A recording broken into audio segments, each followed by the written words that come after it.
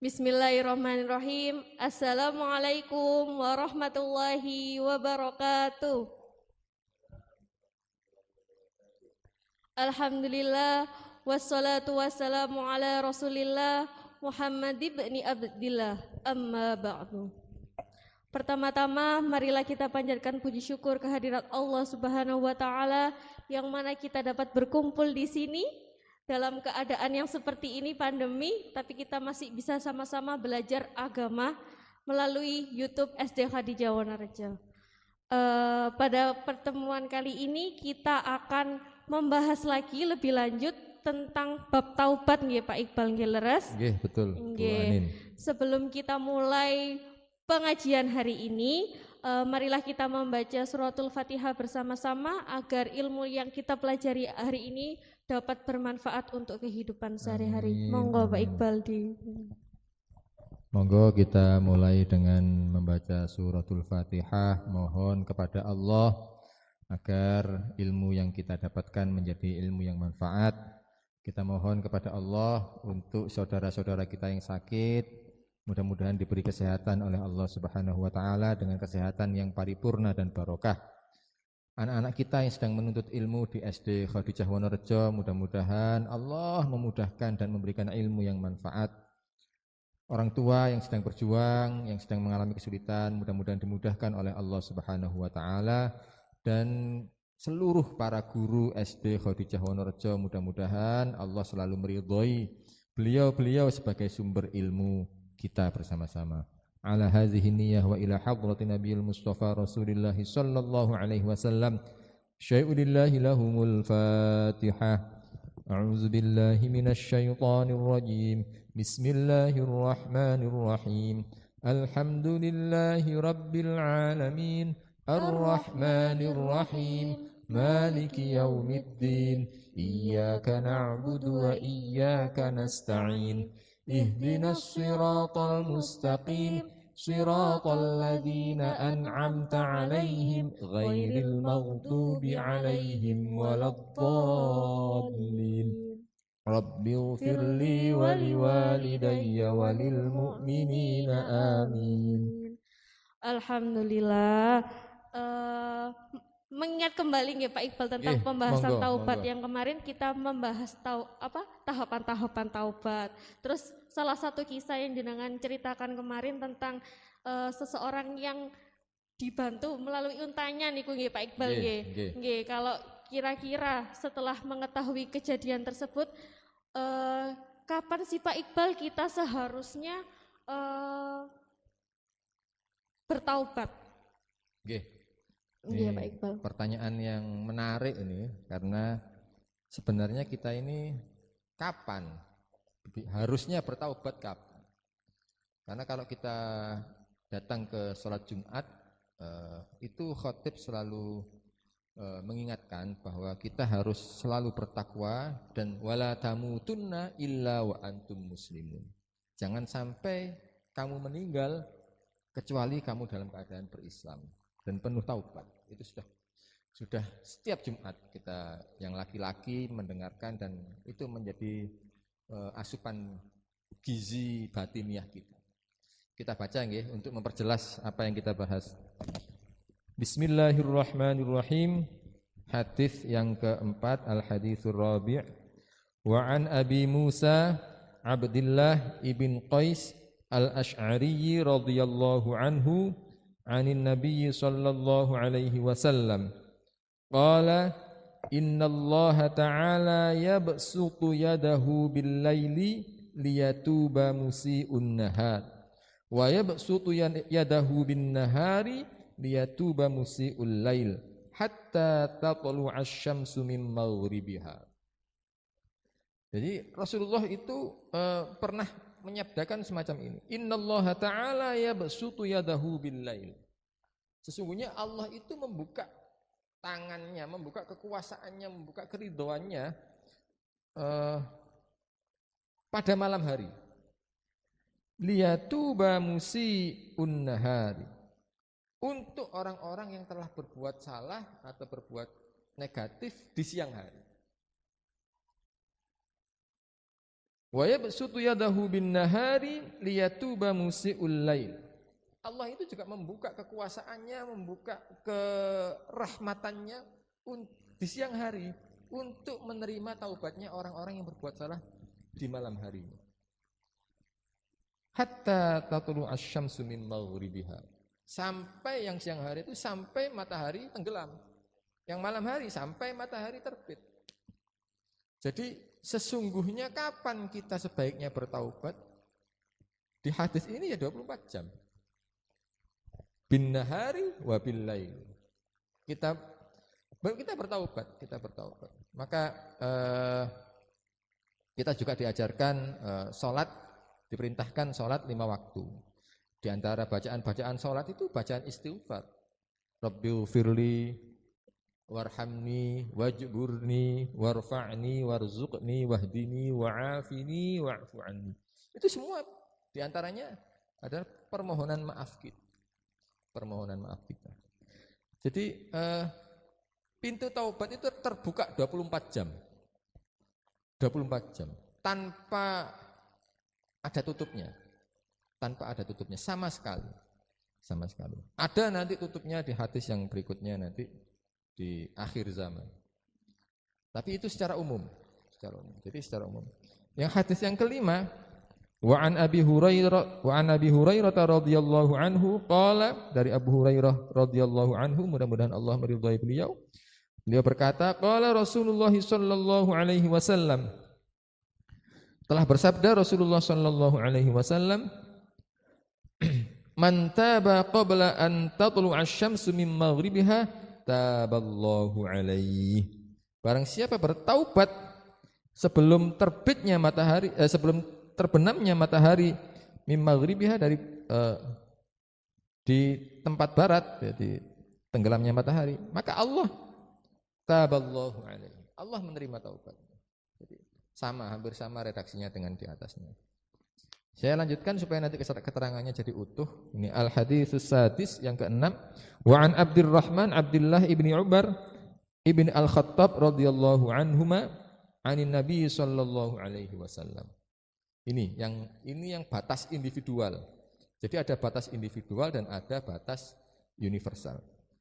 Qala innallaha azza wa jalla, Rasulullah bersabda, innallaha azza wa jalla, Allah zat yang maha mulia dan maha luhur, yaqbalu taubatal abdi, menerima taubat hambanya, menerima permohonan maaf hambanya, malam yugharzir, sampai nyawa kita batasnya di sini, ngorok.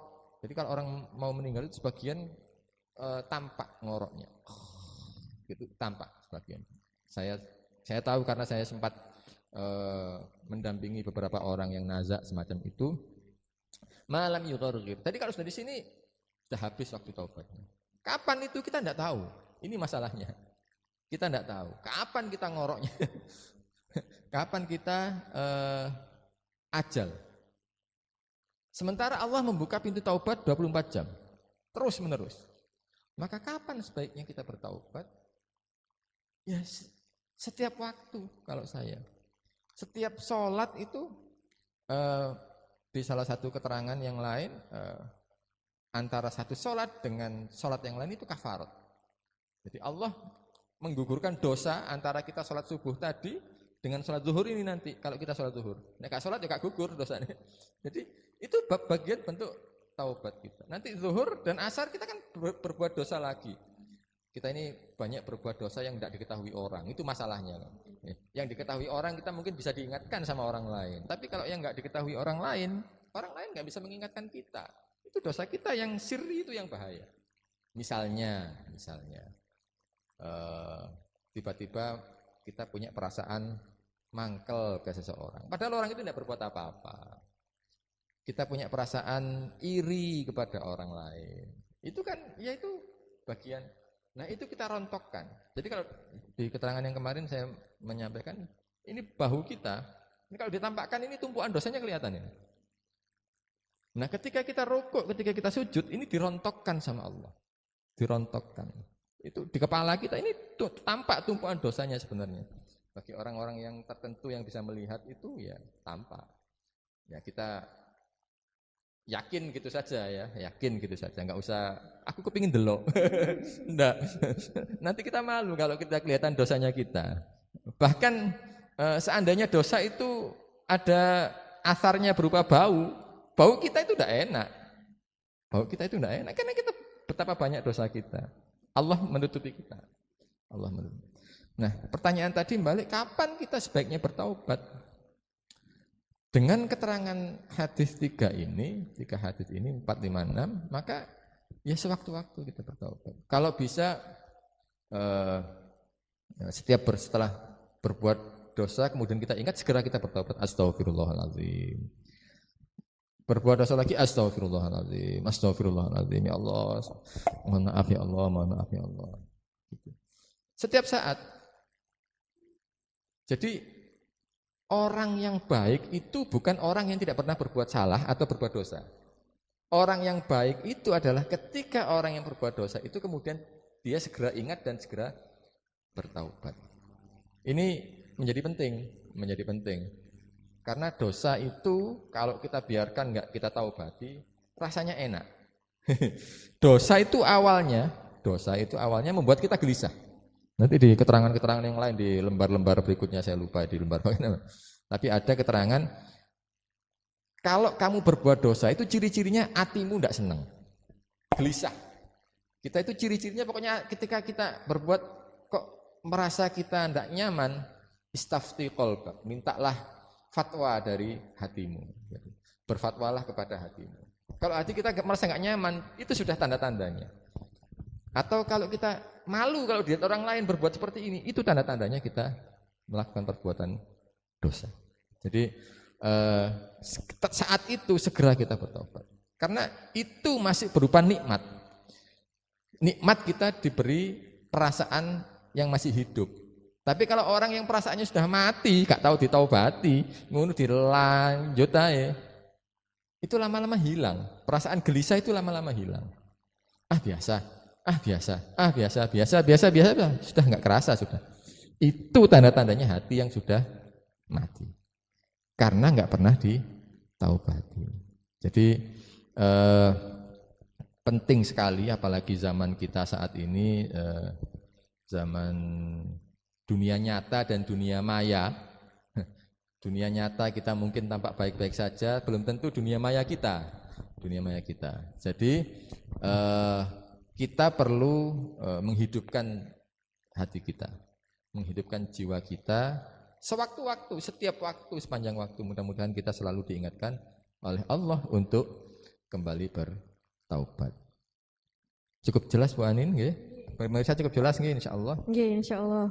Berarti kita harus bersyukur nggih Pak Iqbal ya, karena Allah masih menutupi aib-aib kita, kemaksiatan kita yang maksudnya nggak diketahui orang lain. Dengan cara sholat itu tadi bisa menggugurkan. Dengan sholat, salah satunya dengan kita wudhu, dengan kita beristighfar, dengan kita zikir, itu semuanya adalah bentuk-bentuk taubat kita kepada Allah.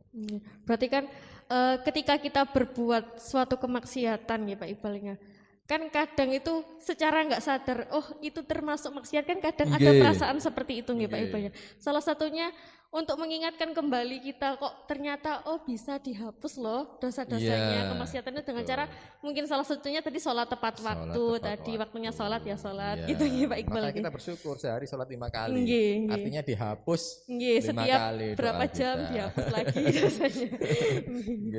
Berarti Allah sangat maha baik sekali, maha pemurah kepada kita. Bayangkan kalau Allah itu maha pemarah, bukan pemurah ya.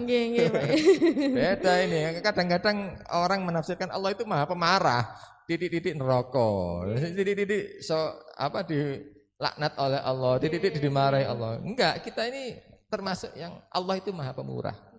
Jadi kita pakai sifatnya Allah, Allah maha pemurah. Ada pertanyaan lagi Bu Ani? Insya Allah sampun jelas Pak Iqbal. Sampun jelas ya, mudah-mudahan ilmu yang kita dapatkan hari ini walaupun sedikit menjadi ilmu yang manfaat. Kita tutup dengan Amin. doa nggih. Bismillahirrahmanirrahim. Alhamdulillahirabbil alamin. Allahumma shalli ala sayyidina Muhammadin salatan tunjina biha min jami'il ahwali wal afat wa taqdi lana biha jami'al hajat wa tutahhiruna biha min jami'is sayyi'at wa tarfa'una biha 'indaka 'alad darajat wa tuballighuna biha aqsal ghayat min jami'il khairati fil hayati wa ba'dal mamat. Allahumma arinal haqqa haqqan warzuqna ittiba'ah wa arinal batila batila warzuqna ijtinabah. Rabbana atina fid dunya hasanah wa fil akhirati hasanatan wa qina adzaban nar wa adkhilnal jannata ma'al abrar ya aziz ya ghaffar ya rabbal alamin. Wa sallallahu ala sayyidina Muhammadin nabiyil ummi wa ala alihi wa sahbihi wa barak wasallam walhamdulillahi rabbil alamin. Terima kasih. Terima kasih Pak Iqbal atas ketersediaannya meluangkan waktunya setiap minggunya untuk mengaji bersama untuk wali murid SDK di Jawonorejo maupun masyarakat umum yang menyaksikan YouTube SDK di Jawonorejo. Semoga ilmu yang kita pelajari hari ini dapat bermanfaat untuk kita semua. Semoga kita diberikan kesempatan lagi untuk mengaji bersama di pertemuan berikutnya. Saya Bu Anin mengucapkan terima kasih banyak dan mohon maaf apabila ada salah kata dan perbuatan yang baik saya sengaja dan maupun saya tidak sengaja. Kurang lebihnya mohon maaf. Wassalamualaikum warahmatullahi wabarakatuh. Waalaikumsalam warahmatullahi wabarakatuh.